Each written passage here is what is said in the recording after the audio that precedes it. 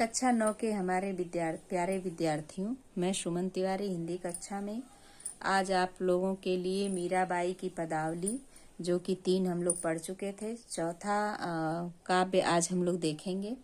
तो आइए चलिए देखते हैं। चौथे में अभी तक हमने पढ़ा था कि मीराबाई भगवान श्री कृष्ण को मोल में खरीदी हैं। कहती हैं कि मैंने गोविंदो माई रे मैं तो लियो गोविंदो मोल। इसका वर्णन हमने पाया है। अब चलिए देखते हैं चौथे काव्य में मीराबाई क्या कहती हैं। चौथे काव्य में मीराबाई भगवान श्री कृष्ण प्रस्तुत प्रसंग में भगवान श्री कृष्ण के पद को गाते हुए और उनके गुणों का गान करते हुए अपने सारे मर्म दुख इस भाव में उनके व्यक्त होते हैं। चलिए देखते हैं।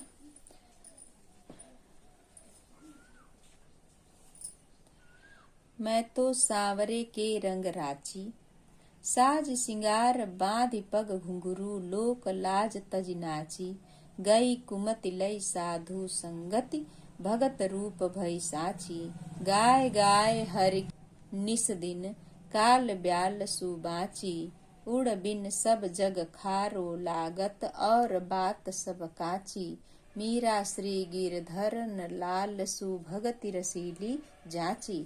प्रस्तुत पंक्तियों में मीराबाई कहती हैं कि मैं भगवान श्री कृष्ण के रंग में रंग गई हूँ, यानी जैसे मेरे प्रभु हैं वैसे ही मैं उनकी भक्ति में बिल्कुल रम गई हूँ।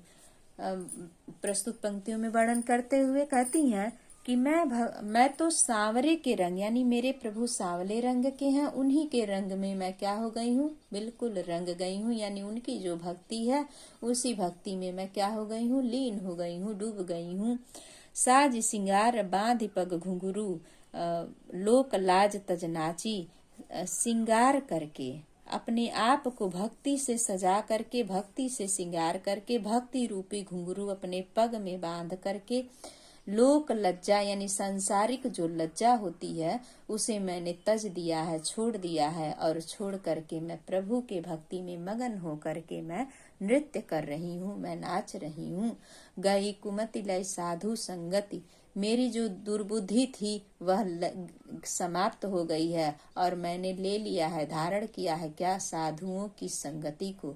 मैं अब साधु के साथ रहने लगी हूँ, सत्य के साथ रहने लगी हूँ, और मेरी जो दुर्बुद्धि थी, मेरी जो कुमति थी सांसारिक, वह क्या हो गई है, छोड़ दी हूँ, नष्ट हो गई है। लोक और कहती हैं कि भगत रूप भई साची, और मेरे भक्ति का जो रूप हुआ है वह सच्चा हो गया है। इस संसार में मेरी भक्ति ही सबसे सच्ची है। फिर कहती हैं गाय गाय हर के गुण निस दिन, काल ब्याल सुबाची, प्रभु के गुणों का गान निस दिन, यानी हर रोज मैं गा गा करके, और काल रूपी ब्याल यानी सर्प है, काल रूपी सर्प से मैं बच जाती हूँ। प्रभु के गुण को मैं रोज गाती हूँ और उनके गुण का गान करने से, उनके गुणों का गान करने से मैं काल यानी समय रूपी जो सर्प है उससे मैं क्या होती हूँ, बच जाती हूँ। काल रूपी जो सांप है, सर्प है, उससे मैं बच जाती हूँ। उण बिन सब जग खारो लागत, उण यानी उन, ये भगवान श्री कृष्ण के लिए कहा गया है कि भगवान श्री कृष्ण के बिना यह सब संसार, जग यानी संसार, खारो यानी सूना लगता है, झूठा लगता है, और बात सब काची, और सारी बातें मुझे कच्ची लगती हैं। कच्ची यानी कि झूठी लगती हैं। वो कहती हैं कि भगवान अगर कोई बात करे उस बात में भगवान श्री कृष्ण की बात ना हो तो वह बात मुझे झूठी लगती है और सारी बातें मुझे कच्ची लगती हैं, मैं वह बात नहीं करना चाहती हूँ। मीरा श्री गिरधरन लाल सुभगति रसीली जाची, मीरा के प्रभु श्री गिरधर लाल जी हैं और उनकी भक्ति सबसे अच्छी है, सबको सुख शांति देने वाली है, यह मैं अच्छी प्रकार से जान चुकी हूँ। पांचवा काव्य देखिए। पांचवे काव्य में मीराबाई कहती हैं कि मेरे तो गिरधर गोपाल दूसरो न कोई, जाके सिर मोर मुकुट मेरा पति सोई, तात मात भ्रात बंधु आपनो न कोई, छाड़ी दई कुल की कानी कहाँ करिहा कोई, संतन ढींगी बैठ बैठ लोक लाज खोई, असुवन जल सींच सींच प्रेम बेली बोई, अब तो बेल फैल गई आनंद फल हुई। भगत रूप देखि राजी हुई जगत देखि रोई, दासी मीरा लाल गिरधर तारो अब मोई। मीराबाई कहती हैं, प्रस्तुत पंक्तियों में मीराबाई भगवान श्री कृष्ण की भक्ति करते हुए कहती हैं कि मैंने भक्ति रूपी एक बेल बोई है। इसी का प्रसंग इसमें बताया गया है। मीराबाई कहती हैं कि मेरे तो गिरधर गोपाल, मेरे तो प्रभु श्री कृष्ण मेरे गिरधर हैं, मेरे गोपाल हैं। मेरा इस संसार में दूसरा और कोई नहीं है। जाके सिर मोर मुकुट मेरो पति सोई, यानी जिनके सिर पर मुकुट है और उस मुकुट में मोर के पंख हैं, वही मेरे पति हैं। पति यानी ईश्वर हैं, वही मेरे परमात्मा हैं। तात मात भ्रात बंधु, यहाँ पर बंधु थोड़ा कट हो गया, देखिए अब ठीक है। तात मात भ्रात बंधु, तात यानी पिता, मात यानी माता, भ्रात यानी भाई और बंधु यानी जो सगा संबंधी होते हैं, जो रिश्तेदार होते हैं, उनके लिए है। यानी न आप न कोई कहती हैं कि मेरे न तो कोई पिता है, न माता है, न भाई है, न कोई मेरा सगा संबंधी है, मित्र है, अपना मेरा कोई नहीं है। छाड़ी दई कुल की कानी कानी, यानी मर्यादा को। मीराबाई कहती हैं कि मैंने कुल खानदान की मर्यादा को छोड़ दिया है।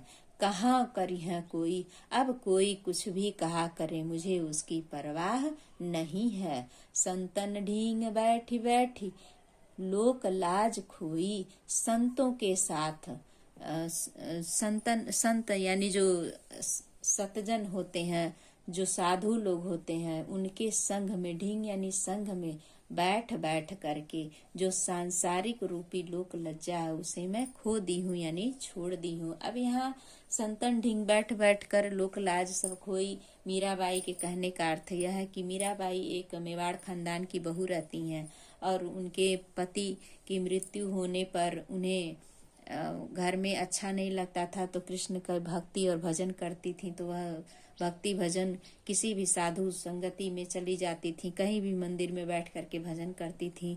तो यह उनके राजघराने के लिए बिल्कुल अच्छा नहीं था, लोग ऐसा करने से मना करते थे। तो वही मीराबाई कहती हैं कि मैंने वह लोक लाज यानी सांसारिक लोक लाज है, जो कि लोग क्या कहेंगे, उसे मैंने खो दिया है, उसे मैंने छोड़ दिया है।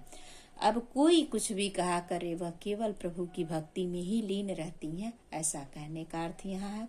असुवन जल सींच सींच प्रेम बेली बोई, कहती हैं कि मैंने अपने आंसुओं के जल से मैंने प्रेम बेली बोई है, मैं एक भक्ति का बीज बोई हूँ और वह भक्ति की बीज अब तो बेल रूप में, यानी कि अब बड़ा हो गया है, बेल हो गई है, लता वाली वृक्ष हो गई है जो फैलते ही जाती है। यानी मीराबाई की जो भक्ति है वह लता रूपी बेल के समान है, जो अब फैल रही है संसार में। उनकी भक्ति अब तो बेल फैल गई आनंद फल हुई। और मीराबाई कहती हैं कि मेरी भक्ति अब चारों तरफ फैल गई है, लोग मेरे भक्ति, मेरे कृष्ण, मेरे ईश्वर की गुणगान करते हैं, उनको लोग सुनते हैं। अब कोई बात नहीं है, अब तो आनंद फल हुई, यानी अब आनंद ही आनंद प्राप्त होने वाला है। भगत देखी राजी हुई जगत देखी रोई, जब मैं अपने भक्ति को देखती हूँ तो बहुत प्रसन्न होती हूँ और जगत यानी संसार को देखती हूँ तो मुझे रोना आता है। वह क्यों रोना आता है? क्योंकि मीराबाई को लगता है कि अज्ञानता में पड़े हुए मनुष्य मेरा तेरा अपने जीवन में उलझ करके रह गए हैं, और ईश्वर की भक्ति में जब मैं देखती हूँ तो मुझे बहुत ही प्रसन्नता होती है कि मैं इस सब झंझावातों से बाहर निकल चुकी हूँ। इसलिए वह कहती है कि भगति देखी राजी हुई जगत देखी रोई, दासी मीरा लाल गिरधर तारो अब मोई। मीरा जी अपने आप को दासी बताते हुए कहती हैं कि हे गिरधर लाल, मैं आपकी दासी हूँ, अब मुझे तारो, अब मुझे इस संसार से पार करो। एक बार पुनः इस लाइन को देखेंगे, एक एक बार में अर्थ को सीधे बताते चल रही हूँ। मेरे तो गिरधर गोपाल दूसरों न कोई, मीराबाई कहती है मेरे तो केवल गिरधर गोपाल है और मेरा दूसरा कोई इस संसार में नहीं है। जाके सिर मोर मुकुट मेरो पति सोई, जिसके सिर पर मोर मुकुट लगा हुआ मोर है, मोर के पंख लगे हुए मुकुट है, या जो अपने सिर पर मुकुट में मोर का पंख लगाया हो, वही मेरा ईश्वर है, वही मेरे स्वामी है। और फिर कहती, तात मात भ्रात बंधु आप नो न कोई, मेरे पिता माता भाई और सगा संबंधी मेरा कोई अपना नहीं है। छाड़ दई कुल की कानी कहाँ करिह कोई, मैंने कुल की मर्यादा को छोड़ दिया है, मैंने कुल खानदान की मर्यादा को छोड़ दिया है, अब कोई कुछ भी कहा करे मुझे कोई परवाह नहीं है। संतन ढींग बैठी बैठी, संतों के संग में बैठ बैठ करके लोक लाज खोई, संतों के साथ बैठ करके मैंने लोक लज्जा खो दिया है। असुअन जल सींची सींची प्रेम बेली बोई, असुओं के जल से सींच करके मैंने प्रेम रूपी एक बेल बोई है। मैंने अपने आंसुओं से एक भक्ति रूपी बीज को बोया था और वह बीज बेल के रूप में हो गई है। अब तो बेली फैल गई और वह भक्ति रूपी जो बेल थी वह फैल गई है। अब आनंद फल हुई, अब तो उसका आनंद ही आनंद फल प्राप्त हो रहा है, प्राप्त ही होगा। बेल का अर्थ होता है ये जो लता वाली वृक्ष होती है जो एक दूसरे पर ऐसे चढ़ती ही जाती है ऊपर की तरफ ही, इसे बेल कहते हैं।